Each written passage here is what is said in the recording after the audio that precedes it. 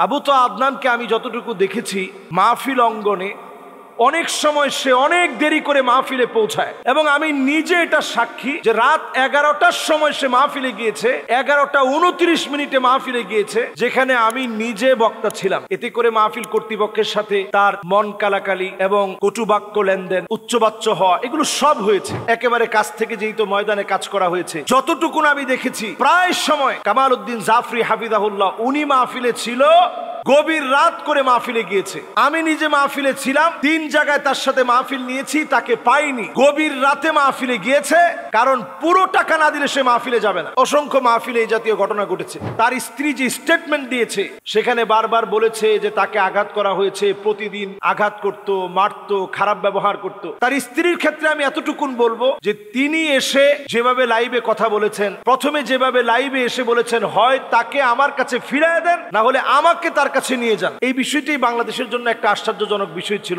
এমন কথা স্বাভাবিকভাবে কোনো আলেমের স্ত্রী এতটা সাহস নিয়ে বলতে পারে না। যেমন তার শাশুড়ির একটা বক্তব্যে তার শাশুড়ি বলেছে যে সে নামাজের ক্ষেত্রে একেবারে বেখবর। তার স্ত্রী বলেছে যেটুকুন উনি লাইভে বলেছে এটা 100 ভাগের ভিতরে 10 ভাগ, আরো 90 ভাগ প্রকাশ করে নাই কি পরিমাণ নির্যাতন করা হয়েছে। সে 4 ওয়াক্ত নামাজ একসাথে পড়ে, কোনদিন তাহাজ্জুদ পড়ে, তাহাজ্জুদের সাথে সব নামাজ পড়ে, সারাদিন ঘুমায়, সারাদিন গরুর মতো ঘুমায়, সারা রাত্রি মোবাইল নিয়ে বসে থাকে। আমার মেয়েটাকেও বসায় রাখে।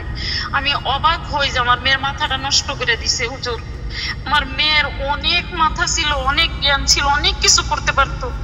যেমন মাথায় আঘাত করছে, এমন অন্তরে আঘাত করছে, এমন বিয়ে বিয়ে বলে আঘাত করছে, ভালোবাসি বলে আঘাত করছে। চতুর্দিকের আঘাতে আঘাতে আমার মেয়ের অনেক মাথা নষ্ট হয়ে গেছে। অনেক অনেক নারী লিপ্স, তার চোখের হেফাজত নাই। সে অনেক, আমি বইলে শেষ করতে পারবো না। কিন্তু সে অহংকারী, যে নিজের দোষ নিজে জানে যে এটা আমি দোষ করছি, এটা আমি অন্যায় করছি, কিংবা এটা আমার গুনাহ হয়েছে, সে তওবা করে ফিরে আসে। কিন্তু সে যা করে সে মনে করে এটাই ঠিক। সারা রাত্রি মোবাইল নিয়ে বসে থাকবো, আর আমার মেয়ের সাথে খেউ খেউ ঘেউ ঘেউ করবো, অমুকরে ভালোবাসি, তমুকরে ভালোবাসি, তুমি একটু আমাকে বিয়ে করায় দাও, তুমি আমাকে একটু বিয়ে করায় দাও। আমি আসলে দীর্ঘদিন যাবৎ পারিবারিকভাবে সাফার করে আসছি। তাকে নিয়ে আমি অনেকবার বসার চেষ্টা করেছি, সমাধানের জন্য কথা বলতে চেয়েছি। সে কথা বলারও সে সুযোগটুকু দিত না। সে প্রচণ্ড রকম অহংকারী, স্বেচ্ছাচারী, স্বাধীনচেতা মানুষ। এবং প্লাস আমি যে দেখি সে তার নানান ফাউন্ডেশনের কার্যক্রমের নামে সে তাকে যে মানুষ ফিনান্সিয়ালি হেল্প করে, এই টাকাটা দিয়েও বা এই হেল্পের জায়গাটা থেকেও সে তার লিপ্সা চরিতার্থ করার জন্য অনেক অ্যাডভান্টেজেসগুলো নিয়ে থাকে, অনেক সুযোগ সুবিধা ব্যবহার করে থাকে নারীদেরকে মন গলানোর ক্ষেত্রে। যদি আজকে এই বিষয়ে আমি কথা না বলি, আপনি কথা না বলেন, অনেকে মনে করবেন যে একজন আলেম, তার ব্যাপারে কথা যদি বলি তাহলে আলেম সমাজের উপরে কথা আসবে। আমরা দেখেছি যে আবু তহা আদনানকে নিয়ে যে বিষয়গুলো নিয়ে বারবার প্রশ্ন আসছে, এবং কথাটা বলা আমি দায়িত্ব বলে মনে করছি। জনাব আবু তহা আদনান বাংলাদেশের সুপরিচিত দিন প্রচারকদের মধ্যে তিনি একজন, যারা দিনের কথা বলেন তাদের মধ্যে একজন, দাঈ ইলাল্লাহ। যদিও তিনি মাদ্রাসায় পড়েছেন, মাদ্রাসায় পড়ুয়া, কোনো আলেম নন। আলেম বলতে যা বোঝানো হয় বাংলাদেশে, এই সিস্টেমেটিক পদ্ধতিতে তিনি গড়ে ওঠা কোনো আলেম না। জেনারেল থেকে আসা, হঠাৎ করে ঘুম হয়ে যাওয়া, এবং চমকপ্রদ আখিরুজ্জামান, শেষ জামানার গল্প, যা নবীজি সাল্লাল্লাহু আলাইহি সাল্লাম বলেছেন, যে কথাগুলো আমরাও আমাদের অসংখ্য আলোচনায় আখিরুজ্জামান নিয়ে কথা বলি, এই কথাগুলোকে তিনি অত্যন্ত সুন্দর উপস্থাপনায় জাতির সামনে পেশ করেছে। জাতি ওনার কথাগুলো গ্রহণ করে নিয়ে অনেক যুবকের পরিবর্তন হয়েছে। পারিবারিক কেমন একটা স্ট্র্যাটেজি এখন দেখা দিয়েছে। ওনার স্ত্রী ওনার স্টেটমেন্টে যে বিষয়গুলো তুলে ধরেছে ফেসবুক যোগাযোগ মাধ্যমে, আমি আজকে এই বিষয়টা নিয়ে প্রশ্নের মুখে এজন্য কথা বলতে চাই, কারণ ওনার স্ত্রী মাওলানা কোরবান আলী রহমতুল্লাহ আলাইহির একজন মেয়ে। মাওলানা কোরবান আলী বাংলাদেশের অত্যন্ত প্রথিতযশা একজন আলেম ছিলেন, যার 36টা প্রতিষ্ঠান রয়েছে। এবং আমি কাপাসিয়াতে ওনাদের বাড়ির মাহফিলে 5 বার আমি গিয়েছি। আমি দেখেছি তার প্রত্যেকটা ভাই, জনাব আবু তহা আদনান সাহেবের স্ত্রীর প্রত্যেকটা ভাই অনেক ভালো ভালো আলেম, মাদ্রাসার খিদমতে আছেন, মসজিদের খতিব হিসাবে আছেন, সবাই ইলমের সাথে লেগে আছে। এমন একটা পরিবার থেকে বিলং করা একটা মেয়ে, যার আগে একটা ডিভোর্স ছিল, সংসার বিচ্ছেদ হওয়ার পরে তার সঙ্গে বিবাহ হয়, এরকম একটা মেয়েকে যদি আপনি আশ্রয় দেন, নবীজির হাদিস অনুযায়ী আস-সাঈ আলাল আরমালাতি ওয়াল মিসকিন কাল মুজাহিদি ফি সাবিলিল্লাহ, এটি আল্লাহর রাস্তায় জিহাদ করার সমান সওয়াব, যে আপনি এমন একজন অসহায়কে জায়গা দিবেন যে বিধবা, যার আগে বিবাহ ছিল। তো এটা জেনে বুঝে আপনি একটা আলেম ফ্যামিলিতে বিয়ে করলেন। বিয়ে পরবর্তী সময়ে এক পক্ষ কথা শুনে, এক পাক্ষিক কথা শুনে বিচার বিশ্লেষণ অনেক সময় করা যায় না, সঠিক সিদ্ধান্ত দেওয়া যায় না। তারপরেও যেহেতু এই পরিবারটাকে আমি কাছ থেকে চিনি, তাদের সম্পর্কে কাছ থেকে আমি জানি, আবু তোহা আদনানকে আমি যতটুকু দেখেছি মাহফিল অঙ্গনে, অনেক সময় সে অনেক দেরি করে মাহফিলে পৌঁছায়, এবং আমি নিজে এটা সাক্ষী যে রাত 11টার সময় সে মাহফিলে গিয়েছে, 11:29 মাহফিলে গিয়েছে, যেখানে আমি নিজে বক্তা ছিলাম। এতে করে মাহফিল কর্তৃপক্ষের সাথে তার মন কালাকালি এবং কটুবাক্য লেনদেন, উচ্চবাচ্য হওয়া, এগুলো সব হয়েছে।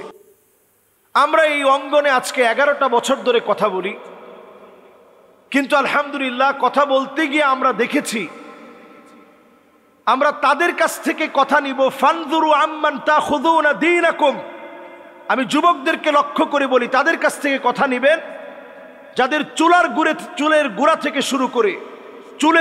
থেকে শুরু করে পায়ের তালু পর্যন্ত পরিবর্তন আছে, তাদের কাছ থেকে কথা নিবেন। আমরা অনেক সময় যেটা করি, বাহ্যিক মানুষের পরিবর্তন দেখে অনেক সময় তার কথাগুলোকে আমরা অমূল্য মনে করি। হতে পারে তার কথায় মানুষ হেদায়েত হবে, কিন্তু পারিবারিকভাবে একটা মানুষ যদি আখলাকি না হয়, যদি পারিবারিকভাবে খয়রুকুম লি আহলি, পরিবারের কাছে যদি আপনি সেরা হতে না পারেন, তার স্ত্রী যে স্টেটমেন্ট দিয়েছে সেখানে বারবার বলেছে যে তাকে আঘাত করা হয়েছে, প্রতিদিন আঘাত করত, মারত, খারাপ ব্যবহার করত।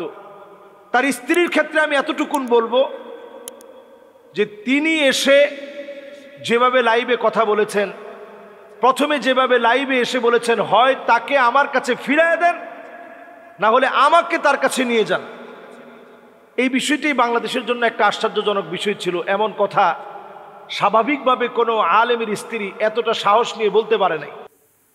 তো আমি নিজের চোখে দেখেছি আবু তোহা আদনান সাহেব এই স্ত্রীর প্রশংসা অনেক মাহফিলে করছেন, যেটা খোলামেলা এরকম প্রশংসা সচরাচর আলেমরা করতে এটা গায়রত মনে করে, আত্মমর্যাদায় লাগে, এরকম মনে করে নিজের স্ত্রীর কথা, ঘরের কথা তেমন আলোচনায় আনে না।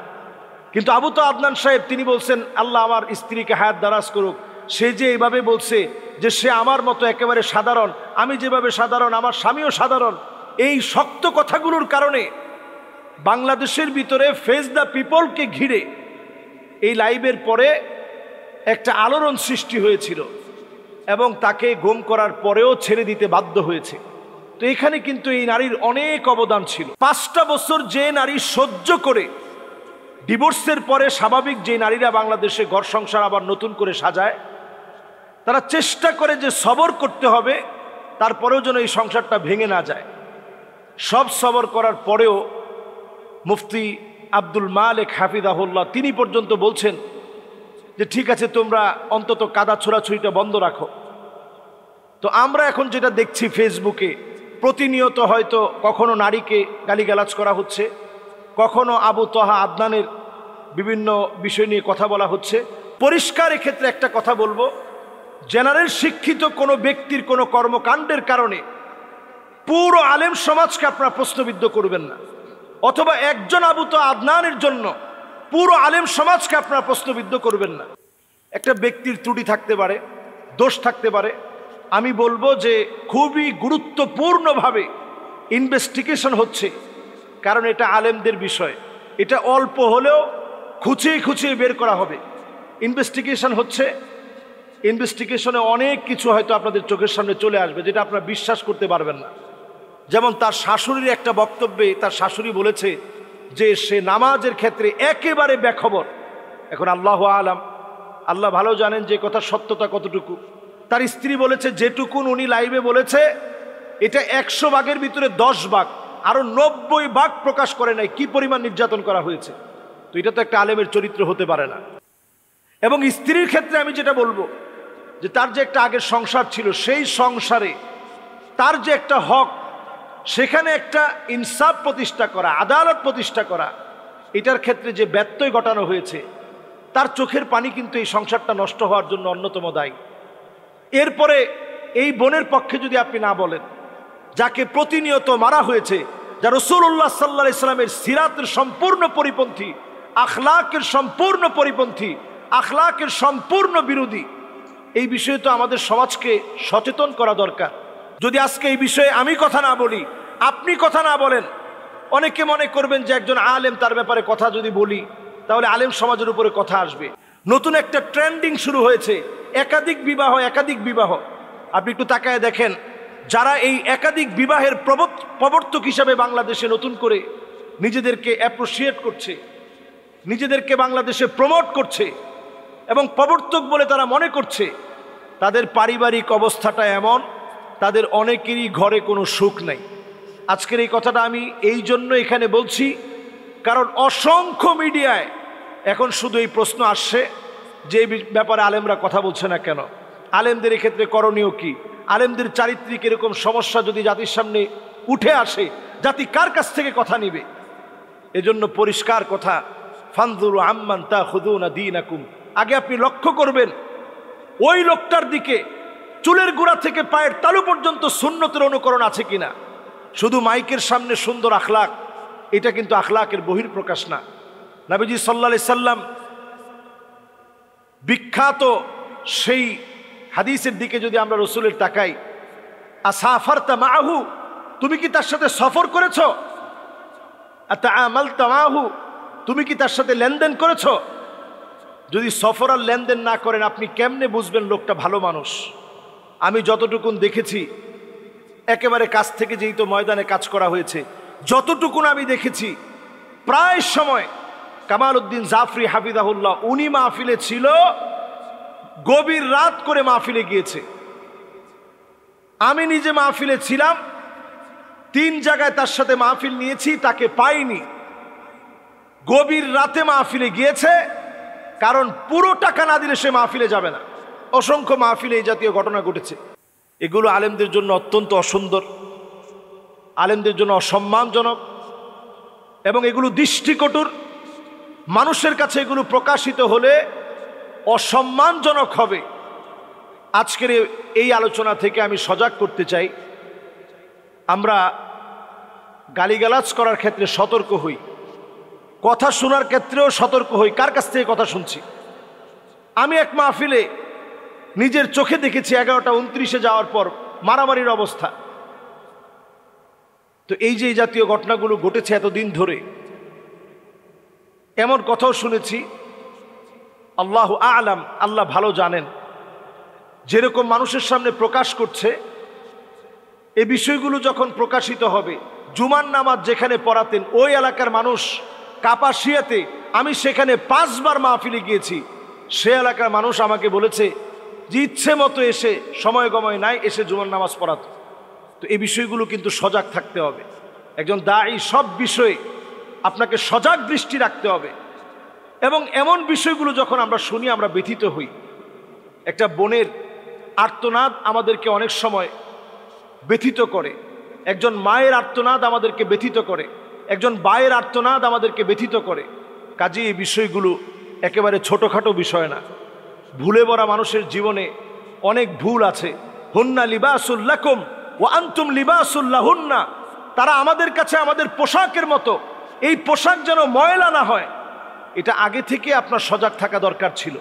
আরেকটি বিষয় বলতে চাই, আমরা যারা ফেসবুক চালাই, আপনি যদি সৎ, একনিষ্ঠ, মুখলেস হন, আপনি আপনার ফেসবুকের অ্যাক্সেস আপনি আপনার স্ত্রীকে দিয়ে দিবেন। তার তো নতুন করে ফেসবুকের দরকার নেই, ফেসবুকে এত ফলোয়ারের দরকার তো আপনার স্ত্রীর নেই। আমাদের বাসায় যারা আছে, আমার ফেসবুক সবাই চালায়, আমার ট্যাব, আমার আইপ্যাড, আমার মোবাইল, সব জায়গায় একটা ফেসবুক লগ ইন করা। সবাই এটাতে যে কোনো মুহূর্তে অ্যাক্সেস করতে পারে, প্রবেশ করতে পারে, দেখতে পারে।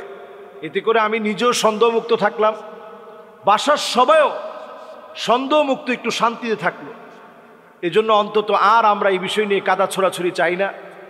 যা হয়েছে সুন্দর একটা সমাধান হোক, এবং এই ক্ষেত্রের দায়ভার যেন আলেমদের কাঁধে না আসে। আল্লাহ যেন আমাদেরকে বোঝার তৌফিক দান করেন।